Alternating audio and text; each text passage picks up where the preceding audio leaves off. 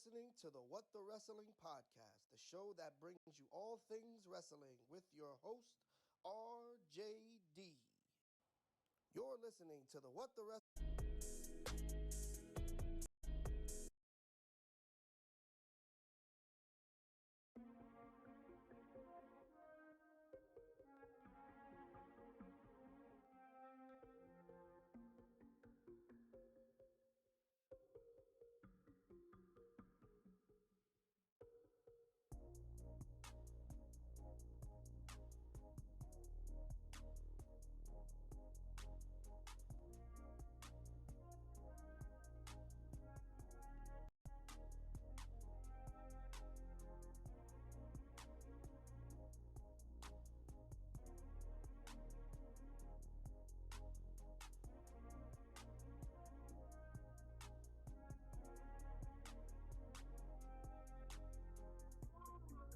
Oh, you already know what time it is.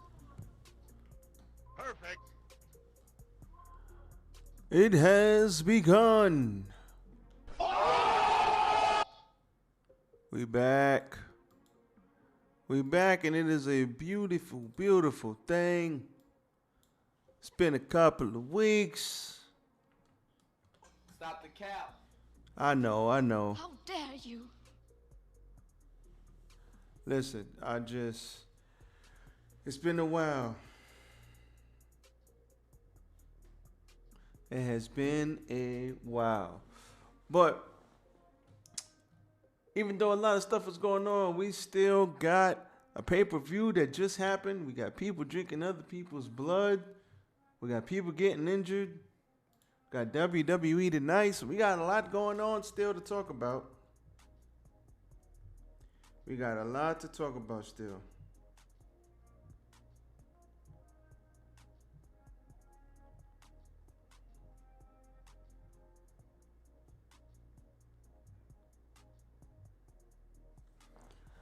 Let's not waste any more time.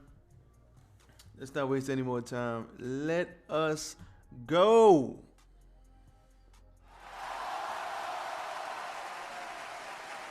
Yes. Tis I, RJD here. Welcome everybody to What the Wrestling, the place where we bring all things wrestling coming straight to you. What the hell is going on here? Okay, cool. See, we just got a mind of our own tonight. I don't know what the hell's going on. But welcome to What the Wrestling, the place where we bring you all things wrestling. I am your host, RJD. I have returned from my slumber. Nope. Listen, don't judge me. I said I have returned from my slumber, my eternal slumber, and now we are back talking more wrestling as always. But first things first, hit the goddamn like button. Like, comment, share, and subscribe to the channel. Okay, there we go. Like, comment, share, and subscribe to the channel. It's a beautiful thing. It feels so good to be back. Perfect. It's been a while. I like talking wrestling, but as always, things move around. They go up, they go down, and you have to adjust. And when the adjustments have been made, you keep it pushing and you roll through. So with that being said, we are back. Let's talk about Full Gear.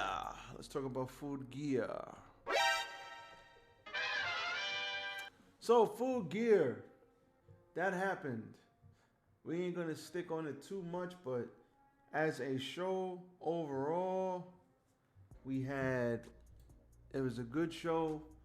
Overbooked title match. Didn't need the whole injury angle. We didn't need all of that, but even still, it was still a dope show with probably the most violent hardcore match, Texas Death Match, one of the most violent matches, televised matches you've ever seen, happening right under your nose. First things first, let's talk about that first. Hangman and Mr. Swerve. Stop it. Get some help. Get as Will Ospreay would say, bruv, what the holy hell was I watching? So I'm sitting there. I'm telling my wife, listen, you got to watch this match. I purposely didn't watch it because I wanted to see it. Unfortunately, the spoilers got to me, so I know who won. But I purposely didn't watch it because I wanted my wife to see it too, even though she don't like wrestling. And even she was like, what the fuck is this? She was like, what is this? He's drinking his blood. What am I watching? I ain't gonna lie. Bruh. I like this type of stuff. Death matches are cool. These brothers putting their bodies on the line for my entertainment, I shall appreciate it always. But by God, what the hell were these guys thinking? Jesus Christ. I mean, Hangman, no music, starting, coming down, buckshot lariat right off the top, almost took his head off. We had a barbed wire spot where Hangman got hit in the back of the head and the barbed wire caught him in the mouth and in the hair. Moonsault chair wrapped in barbed wire onto Swerve. Hangman going under him and drinking from the blood fountain. It was craziness. I legitimately thought somebody about to go. I thought somebody was about to go. I was just like, Jesus Christ. Swerve hung the Hangman, literally hung him. Like, I don't know what these guys were doing.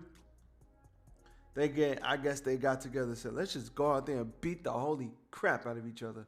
And that match was one of the most realest matches in terms of how it felt. I mean, I'm sure it felt real the next day when Swerve lost 2 pints of blood and Hangman is sitting out there with scars from barbed wire, and they were stapling each other.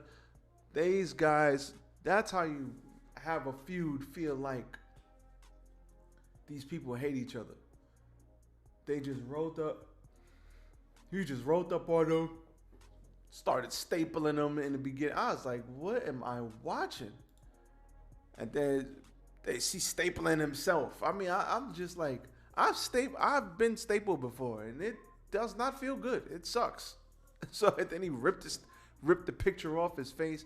Go back and watch it. I'm probably going to watch this match again before the end of the year. People are saying it's a match of the year candidate. I can't argue with that. People are also saying that probably the most violent match on TV they've seen. Probably agree with that. Is it one of the best hardcore matches ever? I don't know. It's debatable. Debatable if it's match of the year. But it's definitely in the conversation. For sure. You can't say it's not in the conversation. This match was brutal. I loved it.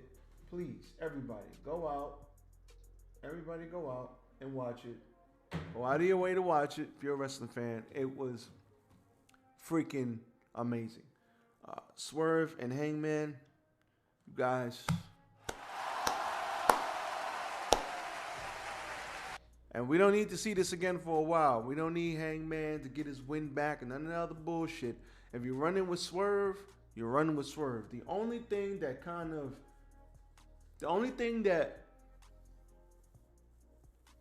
I guess you could criticize this match for is the interference. Because I don't think it needed interference from Mr. Brian Cage. I don't think the match needed interference. I think it would have been just fine if he just beat Hangman straight up at his own match. And he hung the Hangman. I don't think it needed interference, but that's just me. But that's nitpicking at that point. Those guys brutalized each other, and it was awesome. So we had Kingston beating Jay Lethal. Kingston said he's going to enter the AEW's version of the G1, which is the Continental Classic or whatever the hell they're calling it. And he's putting up both his titles on the line, the Ring of Honor title and the Ring of Honor title he's got, and the Never Openweight title So I'm interested to see what stakes they got for Mr. Kingston, because he entered that tournament, and Swerve should be in that tournament too, hands down. We had Claudio versus Buddy Matthews. Claudio gets the win. Two great pro wrestlers doing what pro wrestlers do. Nothing wrong there. We had MJF and Joe beat the Guns for the Ring of Honor World Tag Team Championships, and MJF got his leg Brian Pillmanized after the match, and Joe walked away happy because he's got a title shot in the bag. And MJF, that's when they had the whole ambulance thing, and then he came back with the ambulance, and he told Adam Cole, "Don't let them take my title." But here's the thing.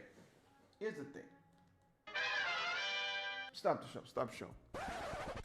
So how you gonna have Adam Cole wrestle with one leg, taking the place of MJF, who wrestled with one leg? Stupid. That didn't kind of make sense. That didn't make sense. I get what they were trying to do, but they didn't need to do that. They could have just beat him up, and then he could have just hobbled to the ring, and everybody would have said, "Can he pull it off?" And he's still the babyface in peril. Why did you need Adam Cole to come out there and we thinking Adam Cole is going to wrestle, but Adam Cole is legitimately hurt? I didn't understand that. I think it was doing too much, but hey, that's me. Definitely didn't need that, though. We had Christian Cage, Nick Wayne, and Luchasaurus versus Darby, Sting, and Adam Copeland. Adam Copeland, Darby Allin, and Sting get the win here. Sting is still jumping off of stuff. Adam Copeland, we really love, and Darby Allin is still a madman because he got chokeslammed off. He got chokeslammed from the ring over the top rope onto the edge of the ring, bounced off like a goddamn basketball and hit the floor. And then he's supposed to be either training for Mount Everest or going to Mount Everest. Yikes. Please pray for Darby Allin. Say a prayer for that brother, please. Good match. AEW International Championship match. Cassidy, the orange one, versus Jon Moxley. Cassidy finally beats him. Grade A stuff right here. 6 orange punches and a beach break. Finally put down that terror known as Jon Moxley, and it was a thing of beauty. Good stuff. Good stuff there. AEW Women's World Title. Hikaru Shida versus Timeless Toni Storm. Toni Storm gets the win here. New AEW Women's Champ. I feel bad for Shida because it's like every time Shida gets the belt, she's just transitioning it over for during the pandemic. I think she had the belt, which sucks because nobody was in the goddamn arena. And then you had Toni Storm there with this new gimmick that everybody likes. And when Jamie Hayter comes back, we'll be looking forward to her, and then Britt Baker, and then Toni Storm. We'll be looking forward to that. There was a messed up stuff in this match where Aubrey Edwards had to kind of play stupid, like she didn't see the big thing hanging out of Toni Storm's butt when she did the hip attack. But listen, it is what it is. Suspend your disbelief, people. Mariah May came out after and joined in the post-match celebration. Looking forward to her wrestling as well. Then we had the ladder match for the AEW World Tag Team Championships. We had Ricky Starks, Big Bill in there versus FTR, House of Black, and La Facción Inglobinables, Rush and Dralistico. These guys are all phenomenal at what they do. We had a goddamn gonzo bomb on Dralistico from Brody King. Brody King was fantastic in this match. And we had people jumping off of stuff. I mean, it was one of the... Ricky Starks looked good in this match. But Big Bill and Ricky Starks come away with the win after Ricky smacked the belts into, I think, Dax's head, and he fell off the ladder. So that's great. We need House of Black, man. We need to put some titles on House of Black. In 2024, we need some type of titles onto those guys. I mean, we do.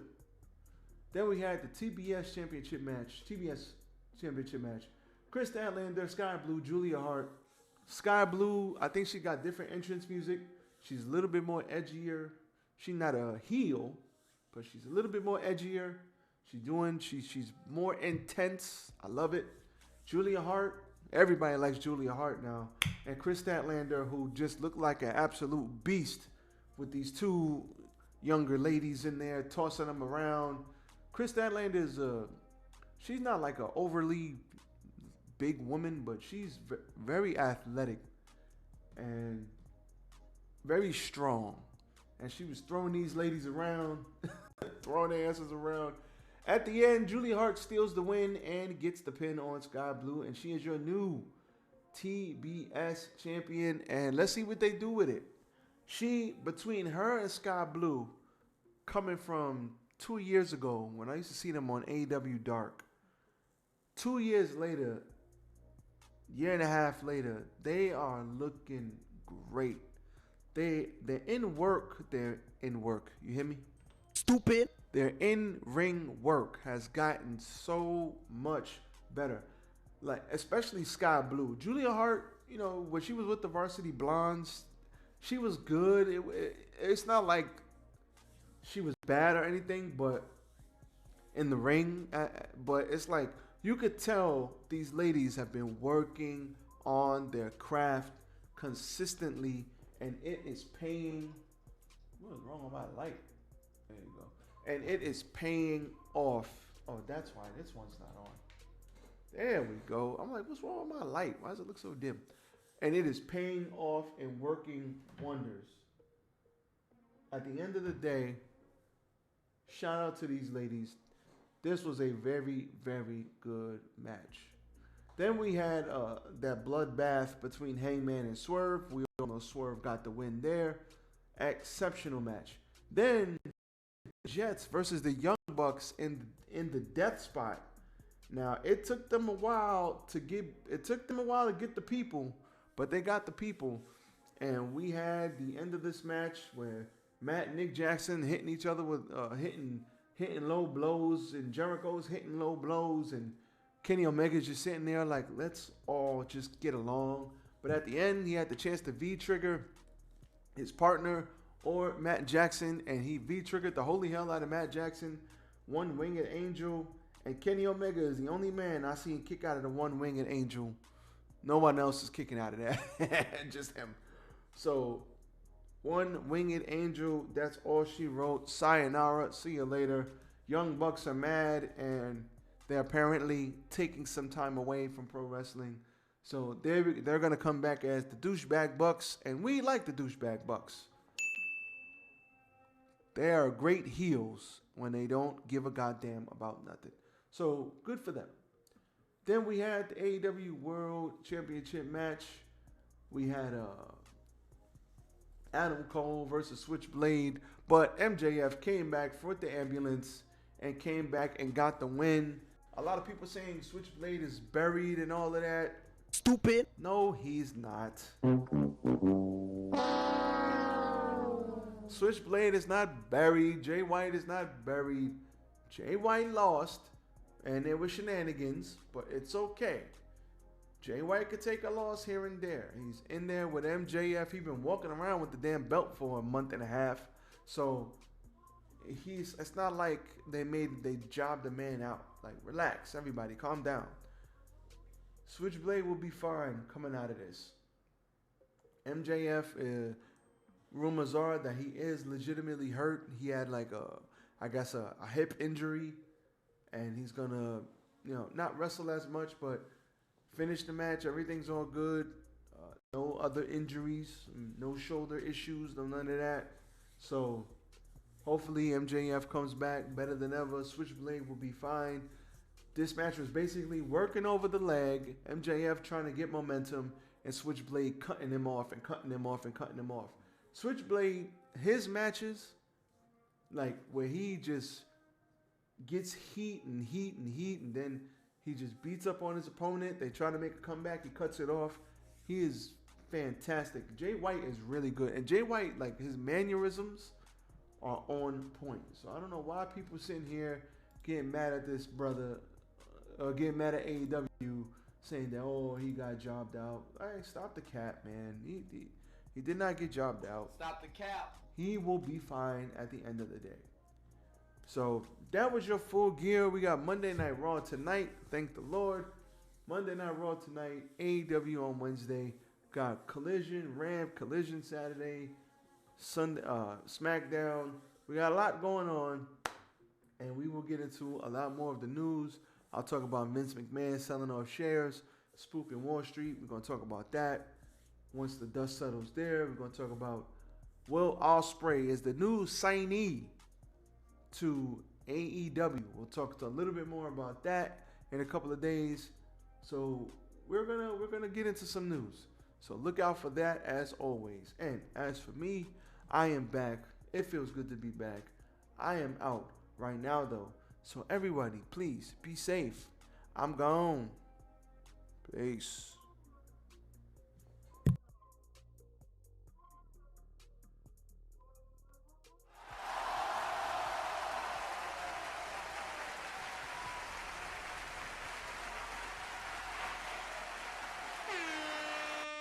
Dom DeMarco.